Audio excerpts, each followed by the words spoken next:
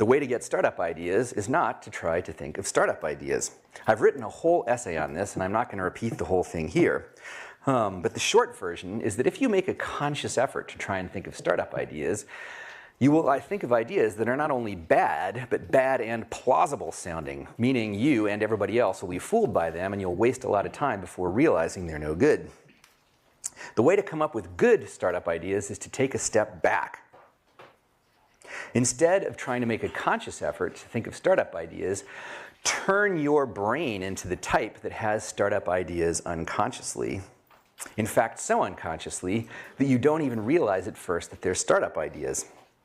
This is not only possible.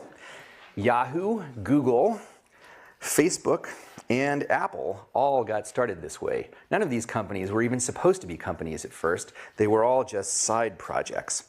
The very best ideas almost have to start as side projects because they're always such outliers that your conscious mind would reject them as ideas for companies.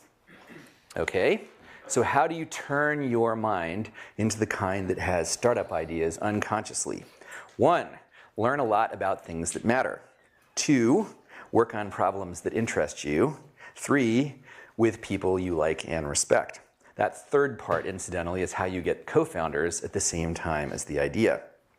My life is full of case after case where I worked on things just because I was interested and they turned out to be useful later in some worldly way. Y Combinator itself is something I only did because it seemed interesting. If you're interested in genuinely interesting problems, gratifying your interest energetically is the best way to prepare yourself for a startup. And for that matter, probably the best way to live. But although I can't explain in the general case what counts as an interesting problem, I can tell you about a large subset of them. If you think of technology as something that's spreading like a sort of fractal stain, every point on the edge that's moving represents an interesting problem. So one guaranteed way to turn your mind into the type that startup ideas form in unconsciously is to get yourself to the leading edge of some technology, to as Paul Buchheit put it, live in the future. And when you get there, ideas that seem uncannily prescient to other people will seem obvious to you. You may not realize they're startup ideas, but you'll know there's something that ought to exist. So strangely enough, the optimal thing to do in college if you want to be a successful startup founder is not some sort of new vocational version of college focused on entrepreneurship. It's the classic version of college as education for its own sake. If you want to start a startup, what you should do in college is learn powerful things. And if you have genuine intellectual curiosity, that's what you'll naturally tend to do if you just follow your own inclinations.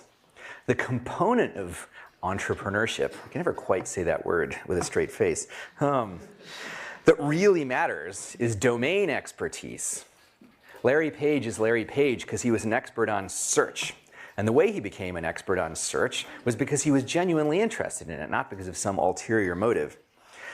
At its best, starting a startup is merely an ulterior motive for curiosity, and you'll do it best if you introduce the ulterior motive at the end of the process. So here is the ultimate advice for young would-be startup founders, reduced to 2 words: just learn.